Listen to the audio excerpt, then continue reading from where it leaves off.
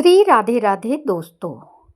नाग पंचमी कब है, इसका शुभ मुहूर्त और ये क्यों मनाई जाती है और इसके पीछे का धार्मिक महत्व क्या है, आज मैं यही जानकारी आप लोगों के लिए ले करके आई हूँ।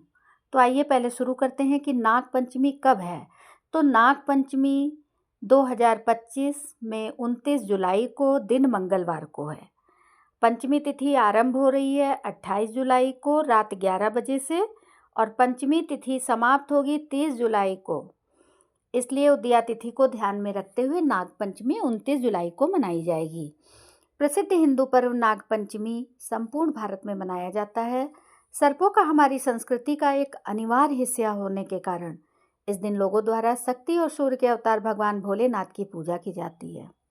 ये पर्व श्रावण मास के शुक्ल पक्ष की पंचमी तिथि में होने के कारण उत्तर भारत में सावन मास के शुक्ल पक्ष की पंचमी तिथि को ही नाग पूजा की जाती है, लेकिन दक्षिण भारत में ये पर्व कृष्ण पक्ष की पंचमी तिथि को मनाया जाता है। हिंदू धर्म में नाग पंचमी का दिन महत्वपूर्ण माने जाने के कारण इस दिन नागों की दूध चढ़ाकर पूजा की जाती है।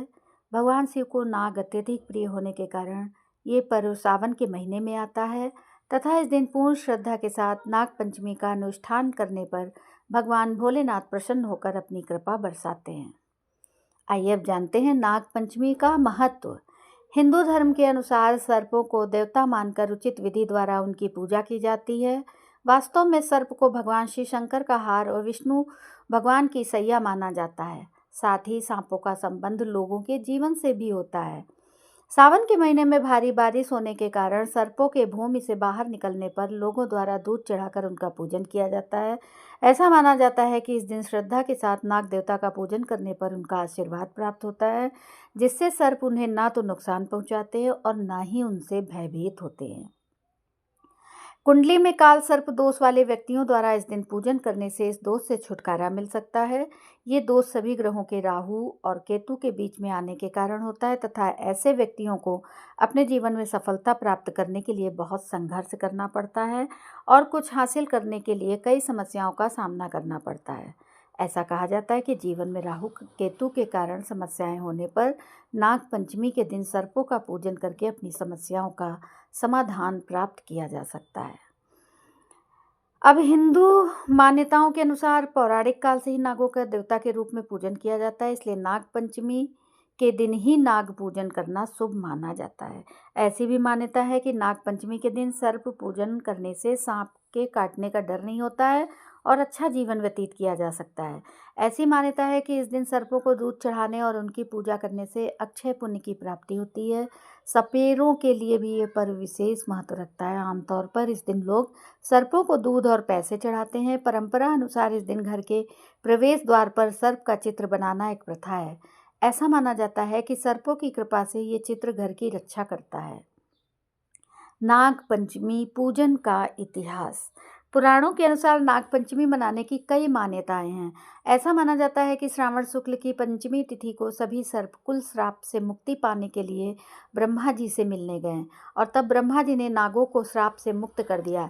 इस घटना के बाद से नाग पूजन की प्रथा शुरू हुई। एक और कहानी यह है कि सावन मास के शुक्ल पक्ष की पंचमी तिथि को भगवान श्री कृष्ण ने कालिया नाग का वध करके गोकुल वासियों के प्राण की रक्षा की थी और तभी से नाग पूजन का पर्व शुरू हुआ। एक और मान्यता के अनुसार समुद्र मंथन के दौरान रस्सी नहीं मिलने पर वासुकी नाग के कहने पर उनका प्रयोग रस्सी की तरह किया गया था। देवताओं द्वारा वासुकी नाग की पूंछ पकड़ी गई और राक्षसों ने वासुकी नाग का मुंह पकड़ा था और उसी मंथन के दौरान निकले विष को भगवान शिव ने अपने कंठ में रखकर सभी की रक्षा की थी। उसके बाद उसमें से निकले अमृत को देवताओं द्वारा ग्रहण कर लिया गया था, जिससे सभी देवता अमर हो गए थे। वासुकी नाग के समुद्र मंथन के दौरान महत्वपूर्ण भूमिका निभाने के कारण नाग पंचमी मनाई जाती है और तब से सभी नागों और सर्पों की पूजा करने की परंपरा शुरू हुई। नाग पंचमी मनाने का कारण।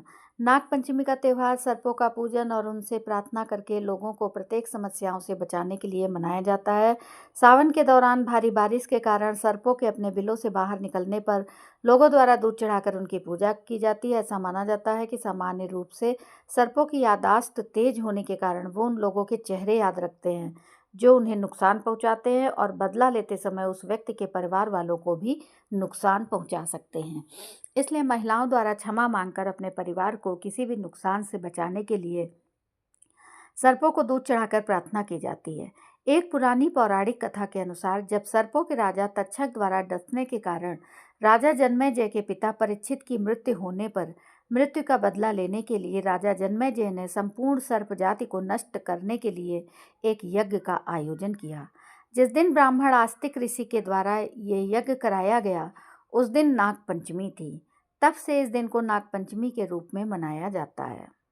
नाग पंचमी पूजन और काल सर्प दोष का संबंध। हिंदू मान्यताओं के अनुसार कृष्ण पक्ष और शुक्ल पक्ष की नाग पंचमी के दिन भी व्रत रखा जाता है। गरुड़ पुराण में इससे संबंधित सभी जानकारी बताई गई है। व्रत करने वाले व्यक्तियों को मिट्टी या आटे से सर्प बनाकर उसे विभिन्न रंगों से सजाने के बाद फूल, खीर, दूध, दीपक आदि से पूजन करना चाहिए। बहुत से लोग कोयले को दूध में घिस के भी सांप के चित्र बनाते हैं और फिर उसकी पूजा करते हैं।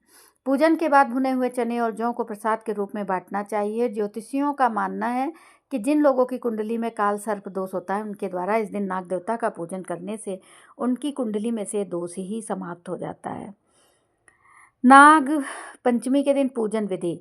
इस दिन उपवास रखकर देवताओं की पूजा की जाती है। इस दिन अनंत वासुकी, पद्म, महापद्म, तक्षक, कुलीर, कोकटक और शंख जैसे अष्ट नागों की पूजा की जाती है। चतुर्थी के दिन एक बार भोजन करके पंचमी के दिन व्रत करके सायंकाल भोजन करना चाहिए। पूजा के लिए लकड़ी की चौकी पर सर्प का चित्र या मिट्टी की मूर्ति स्थापित की जाती है। फिर नाग देवता को हल्दी, रोली, अक्षत और पुष्प चढ़ाए जाते हैं। इसके बाद लकड़ी की चौकी पर बैठकर नाग देवता को कच्चा दूध, घी और चीनी का मिश्रण चढ़ाना चाहिए। पूजन के बाद नाग देवता की आरती की जाती है। सुविधा अनुसार किसी सपेरे को थोड़ी दक्षिणा देकर सर्प को दूध दिया जा सकता है। अंत में व्रत रखने वाले व्यक्तियों को नाग पंचमी की कथा अवश्य सुननी चाहिए।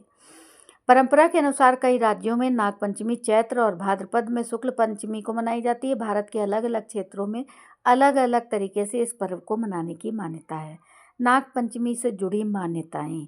हिंदू पुराणों के अनुसार ब्रह्मा जी के पुत्र कश्यप की 4 पत्नियां थीं।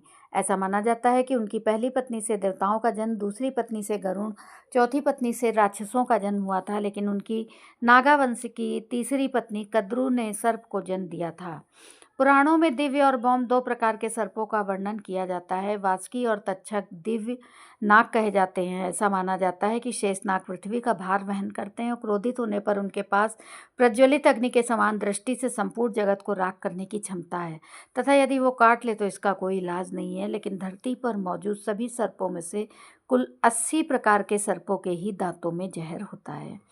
अनंत वासुकी, तक्षक, कोटक, पद्म, महापद्म, शंखपाल और कुलिक अष्ट नागों को सभी नागों में श्रेष्ठ माने गए हैं। इनमें से 2 नाग ब्राह्मण, 2 क्षत्रिय, 2 वैश्य, 2 शूद्र माने जाते हैं, जिनमें अनंत और कुलिक ब्राह्मण, वासुकी और शंखपाल क्षत्रिय, तक्षक और महापद्म वैश्य माने जाते हैं और पद्म और करकोटक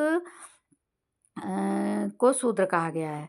अर्जुन के पौत्र और परीक्षित के पुत्र जन्मेजय के अनुसार उन्होंने नागों से बदला लेने और सर्प वंश को नष्ट करने के लिए एक सर्प यज्ञ करने का ठाना था, क्योंकि उनके पिता राजा परीक्षित की मृत्यु तक्षक नाग के काटने से हुई थी।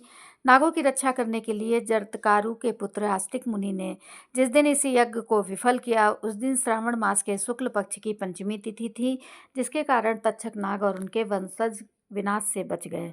माना जाता है यहीं से नाग पंचमी पर्व मनाने की परंपरा प्रचलित हुई।